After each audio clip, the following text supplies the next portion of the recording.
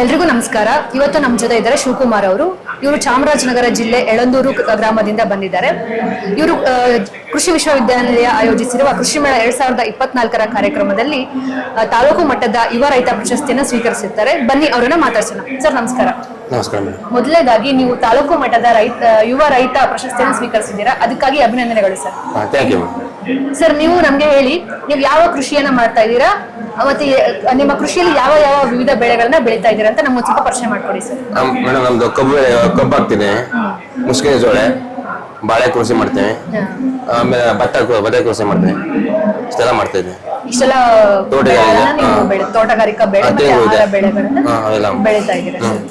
ಮತ್ತೆ ಸರ್, ಈ ಎಲ್ಲ ನಿಮ್ಮ ಕೃಷಿಯ ಈ ಪಯಣದಲ್ಲಿ ನಮ್ಮ ಕೃಷಿ ವಿಶ್ವವಿದ್ಯಾನಿಲಯ ನಿಮ್ಗೆ ಯಾವ ರೀತಿಯಾಗಿ ಸಹಕಾರಿಯಾಗಿ ಕೊಡ್ತಿದೆ ಸರ್? ಚೆನ್ನಾಗಿದೆ ಮೇಡಮ್. ಹವಾಮಾನ ಇದಕ್ಕೆ ಆಗ್ಬಿಡು ಪ್ರತಿಯೊಂದೊಬ್ರು ಟೈಮ್ ಆಗಿ ಮೊಬೈಲ್ ಮೆಸೇಜ್ ಬರುತ್ತೆ, ಅವೆಲ್ಲ ಚೆನ್ನಾಗಿದೆ. ನಾವು ಬೇಕಾಗಿರೋ ವಸ್ತುಗಳು ಸುಮಾರು ಐಟಮ್ ಹೊರಗಡೆಗಿಂತ ಪರವಾಗಿಲ್ಲ, ಅಲ್ಲಿ ನಾವು ಅದು ಉಪಯೋಗಿಸ್ತಾ ಇದ್ದೀವಿ. ಮತ್ತೆ ನೀವು ಮಾರುಕಟ್ಟೆ ವಿಷಯದಲ್ಲಿ ಯಾವ ರೀತಿಯಾದ ಸಮಸ್ಯೆಗಳನ್ನ ಎದುರಿಸ್ತಾ ಇದ್ದೀರಾ? ಮಾರುಕಟ್ಟೆ ಅಂದ್ರೆ ಮೇಡಮ್, ನಾವೀಗ ಬೆಳಿತೇವಲ್ವಾ, ಈ ಬೆಳೆ ಟೈಮ್ ಬೆಳೆ ಆಗಿದೆ, ಈ ಟೈಮ್ ಮಾರ್ಕೆಟ್ ರೈಟ್ ಸಿಗ್ತಾ ಇಲ್ಲ, ಸರಿ ಟೈಮ್ ಬಂದ್ ತಗೋತಿಲ್ಲ, ತರೀತಿಲ್ಲ. ಈಗ ಫ್ಯಾಕ್ಟ್ ಕಬ್ಬ ಐತೆ ನೋಡಿ, ಈಗ 16 ತಿಂಗಳು ಆಗೋಯ್ತು, ಬಂದ್ ಕಟಾಪ್ ಆಗಿಲ್ಲ. ಮತ್ತೆ ಮಾರುಕಟ್ಟೆ ವಿಷಯದಲ್ಲಿ ಇನ್ನೂ ಸ್ವಲ್ಪ ಸುಧಾರಣೆಗಳಾಗಬೇಕು ಅಂತ ನಿಮ್ಮ ಅಭಿಪ್ರಾಯ? ಆಗ್ಬೇಕು ಮೇಡಮ್. ಮತ್ತೆ ಸರ್, ನೀವು ನಿಮ್ಮ ತಾಲೂಕು ಮಟ್ಟದ ಯುವ ರೈತ ಪ್ರಶಸ್ತಿಯನ್ನು ಸ್ವೀಕರಿಸಿದ್ದೀರಾ. ನೀವು ಅಲ್ಲಿ ನಿಮ್ಮ ಸುತ್ತಮುತ್ತ ಇರೋ ಅಥವಾ ನಿಮ್ಮ ಗ್ರಾಮದಲ್ಲೇ ಇರೋ ಯುವ ರೈತರು ಅವರೆಲ್ಲ ನಿಮ್ಮಿಂದ ಸ್ಫೂರ್ತಿ ಪಡಿತಾ ಇದಾರ ಸರ್? ಬರೀತಿದ್ದಾರೆ, ಬಂದು ನಿಮ್ಮನ್ನೆಲ್ಲ ಕೇಳ್ತಾರ ಸರ್, ಏನೇನ್ ಮಾಡ್ತಾ ಇದ್ದೀರಾ? ಕೇಳ್ತಾರೆ. ನಾವು ಈ ಕಬ್ಬ ಹಾಕಿದೀವಲ್ವಾ, ಒಳ್ಳೆ ಈಲ್ಡ್ ಬಂದಿದೆ, ಅದರಿಂದ ಕೇಳ್ತಾರೆ.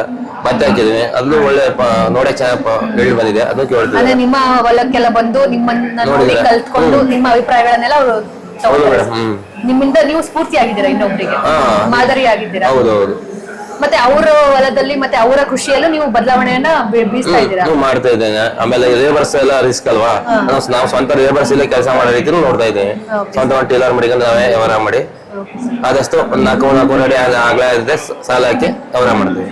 ಮತ್ತೆ ಇವಾಗ ಹವಾಮಾನ ಬದಲಾವಣೆ ವಿಷಯದಲ್ಲೂ ಕೂಡ ನಮ್ಮ ಕೃಷಿ ವಿಶ್ವವಿದ್ಯಾಲಯ ಸಹಕಾರಿಯಾಗಿ ಒಳ್ಳೆ ಇನ್ಫಾರ್ಮ್ ಆಯ್ತು ಮೇಡಮ್. ಅಂದ್ರೆ ಮಾಹಿತಿ ಚೆನ್ನಾಗಿ ಬರ್ತಿದೆ. ಏನೇನ್ ಮಾಹಿತಿ ಕೊಡ್ತಾರೆ? ಮಳೆ ಬಗ್ಗೆ, ನಾಳೆ ಏನಾಗುತ್ತೆ ಎಲ್ಲ ಮಾಹಿತಿ ಕೊಡ್ತಾ ಇದಾರೆ ಮುಂಚಿತವಾಗಿ. ಅದು ನಿಮ್ಗೆ ಸಹಕಾರಿ? ಅದೇ ಮೇನ್ ಮೇಡಮ್. ಈಗ ಅದ್ರ ಬಗ್ಗೆ ಒಂದ್ ಸ್ವಲ್ಪ ನಮ್ಗೆ ಹೇಳಿ, ಅಂದ್ರೆ ಯಾವ ತರ ನಿಮ್ಗೆ ಸಹಕಾರಿ ಆಯ್ತು, ಏನೇನು ಮಾಹಿತಿ ಕೊಡ್ತಾರೆ? ಹೌದು ಮೇಡಮ್, ಈಗ ನಾವು ಜೋಳ ಹಾಕಿದ್ನು, ಈಗ ಮಳೆ ಟೈಮ್ ಇತ್ತು, ಆ ಟೈಮ್ ನಮಗೆ ವಾತಾವರಣ ಗೊತ್ತಾಯ್ತು. ಈಗ ಮುಂದೆ ಇವರು ನಾಳೆ ಇಷ್ಟು ಮಳೆ ಆಗುತ್ತೆ ಅಂತ, ಮೋಡ ವಾತಾವರಣ ಇದೆ, ತುಂತುರು ಮಳೆ ಆಗುತ್ತಾ ಇದೆ ಅಂತ ಆ ವೆದರ್ ನೋಡಿ ಏನ್ ಮಾಡ್ತಾ ಇದ್ದೀವಿ. ಬಾಳೆ ಕೃಷಿ ಮಾಡಿದ್ದೀವಿ.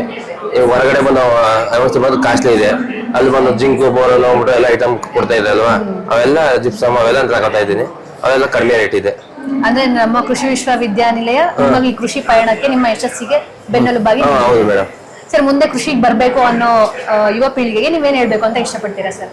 ಬರ್ಬೇಕು ಮೇಡಮ್. ಇದು ಹೊರಗಡೆ ಹೋಗ್ತೇವಲ್ವಾ, ಸಿಟಿ ಕಡೆಗೆ ಮಾಡ್ತೇವೆ, ಇನ್ನೊಬ್ಬರ ಹತ್ರ ಕೆಲಸ ಮಾಡೋ ಬದಲು 10,000 12,000ಗೆ ನಮ್ ಜಮೀನ ಹೈನುಗಾರಿಕೆ ಇವು ಎಲ್ಲಾನು ಮಾಡ್ಕೊಂಡು ಹೊರಗಡೆ ಕೆಲಸನೂ ಮಾಡ್ಕೊಂಡು ಮೇಂಟೈನ್ ಮಾಡ್ಬೋದು. ಕೃಷಿ ಮಾಡ್ಕೊಂಡೆ ಸ್ವಾವಲಂಬಿಯಾಗಿ ಬದುಕಬಹುದು, ಆರಾಮಾಗಿ ಬೆಳಿಬಹುದು. ಸರ್, ನೀವು ಇಷ್ಟೊಂದು ಸಮಯವನ್ನ ನಮ್ಮ ಜೊತೆ ವ್ಯಯ ಮಾಡಿ ಅಮೂಲ್ಯವಾದ ಸಮಯವನ್ನ ನಿಮ್ಮ ಅಭಿಪ್ರಾಯನ ಹಂಚ್ಕೊಳ್ಳೋದಕ್ಕೆ ನಮ್ಮ ಜೊತೆ ಇಷ್ಟೊಂದು ಸಮಯವನ್ನ ಕಳೆದಿದ್ದಕ್ಕಾಗಿ ತುಂಬಾ ಧನ್ಯವಾದಗಳು sir. Okay, thank you sir.